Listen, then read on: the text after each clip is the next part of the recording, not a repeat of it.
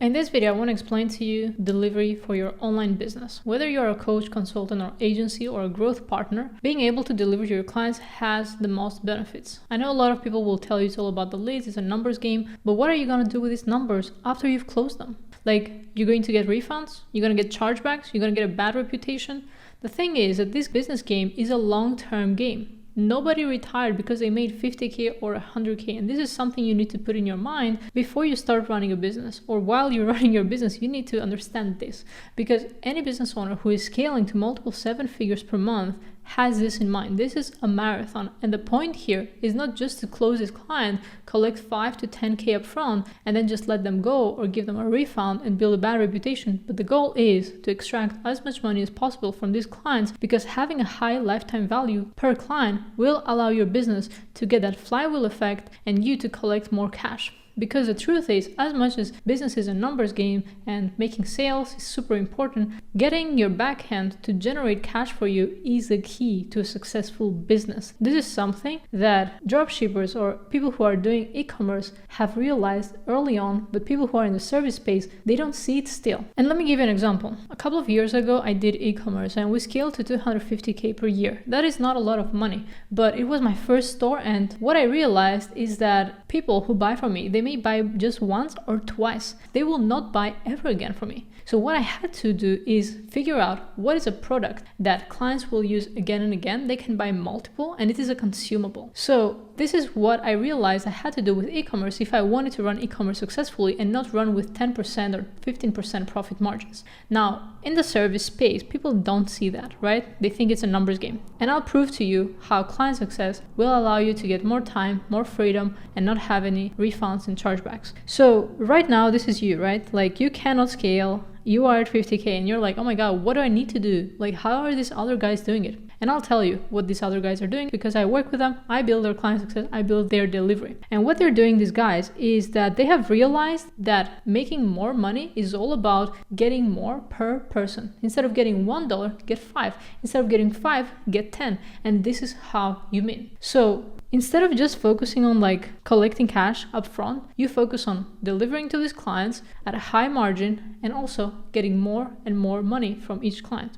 So right now, though, a lot of you are in this state. Right now, you're in a state where you have clients and you're trying to deliver, but you are unable to deliver. And you don't know how you can put things in place so then you can be this guy where his mom is proud of, and you're the big boss, and you're in Miami, Dubai, and Cape Town every year. So how can you do that?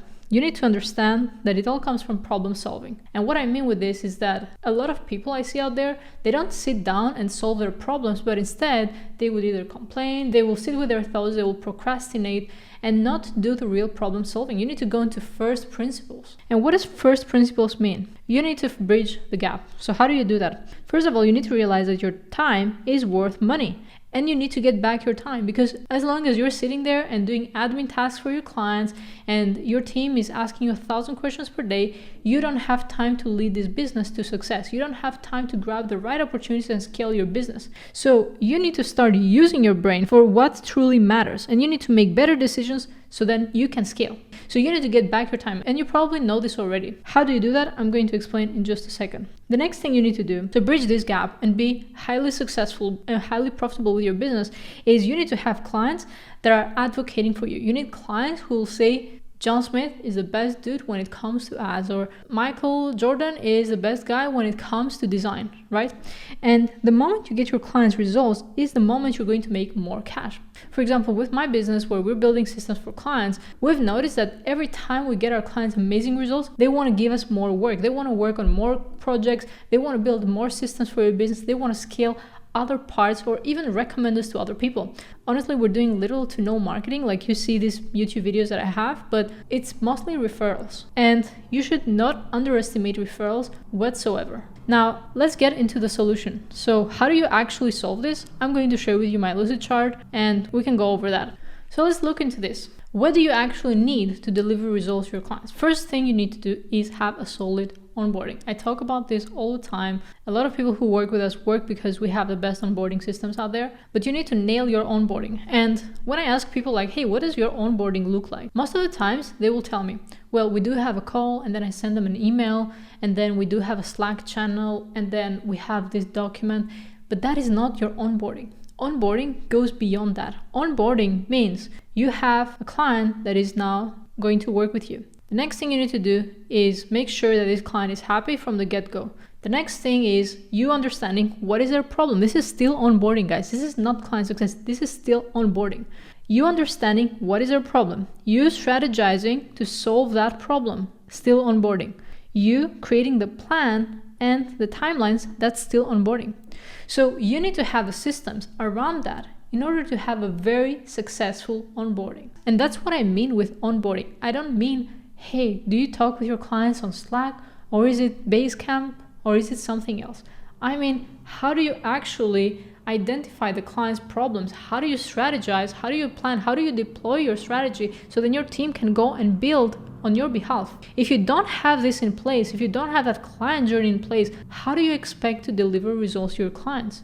Because if your onboarding sucks and you don't identify what your clients' problems are, you're going to have a really hard time delivering for these clients. And you should never half-ass onboarding, because it's more than just templates and tasks for your client, and it's more than just the Slack or the Basecamp. So this is the first thing you need to do in order to deliver to your clients. Second thing is you need to have your tech set up in place. Okay, so as you're scaling to 50 to 100 to $500,000 or $1 million per month, you need to have your tech in place before you even consider bringing on team members.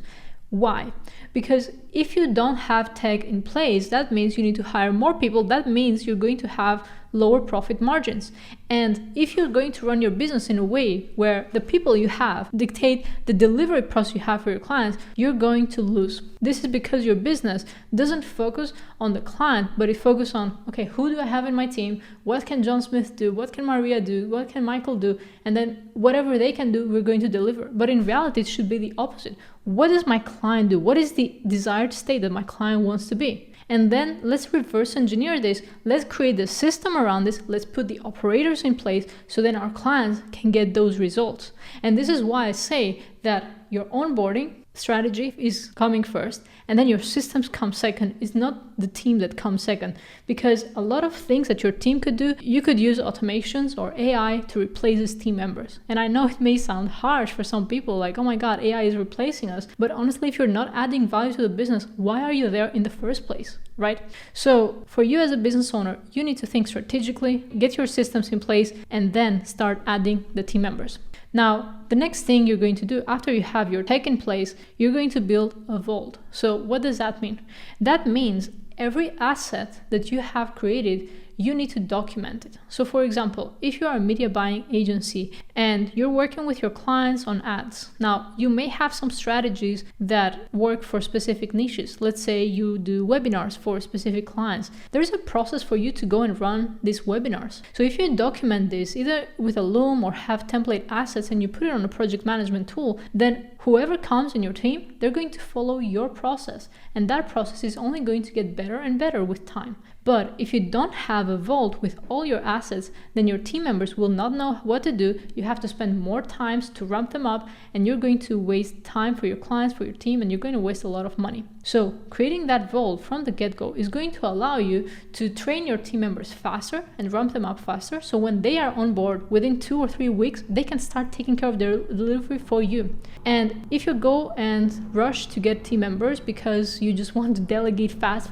so then you can go back to marketing, this is not going to work. You need to realize that most team members are not going to put the same effort as you do in the business. So if you have the assets in place and then you bring the team members, it is inevitable for your business to succeed because your team members are running the business how you would run it, but they do it on your behalf. So after you have this vault of assets, the next thing you're going to do is have a project management tool. I don't mean a Google Sheet. I don't mean a chat on Slack. I don't mean a chat on WhatsApp. I've seen everything, really. With project management, I mean you need to have sprints, you need to have daily accountability, you need to have an agenda for every week, what is happening in this company, what exactly are we delivering to our clients, and then you need to have a place where all the tasks are logged. The output is logged there. All the tasks have a due date, a start date, and a time estimate. So this way you can also manage your team's workload. If you don't have a tool to manage the tasks, and the projects, then how are you going to stay on top of these projects? How are you going to scale to 100K per month if you don't have a place to refer to complete tasks for your clients? It's going to be really tough. And you're going to spend a lot of time having urgent tasks because you're doing things last minute. Having urgent tasks in your business is not normal. Of course, you can have like a 20% of your time allocated to urgent tasks, but if it's more than just that, if your business constantly runs on urgent tasks, there is a problem with management. And you need to solve this ASAP because your team will be burned out and your team will leave you, no matter how much they like the business, no matter how much they get paid. Okay, so you have your project management tool in place. Now, what do? You bring an account manager. This person is a person that will replace you on certain aspects of your business. So let's say you are a media buyer and you want to run an agency. Well, you need to bring in a second media buyer. This is what you need to do because they're going to take over a big chunk of the tasks that you're taking on daily. And that means now you can be their manager or you can prepare the sprints for them and they can just go and execute. You're saving yourself a lot of time, which is a lot of money. And that means your clients will get results without you being involved. So it is really these 5 steps that you need to take in order for you to scale. And then of course, as you're fixing your onboarding, as you're fixing your tech, as you're fixing your assets, and you're improving your management, and you have more team members, that means it's going to be so much easier for you to scale.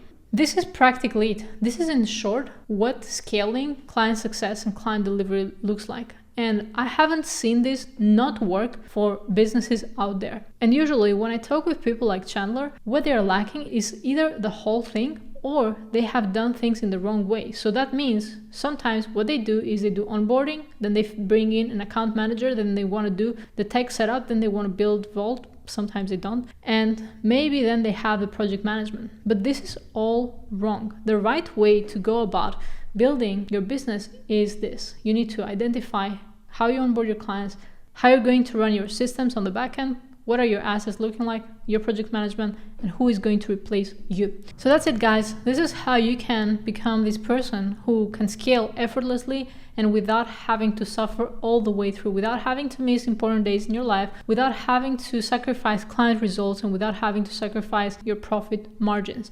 You can get all these things done in your business, but you need to follow the right order.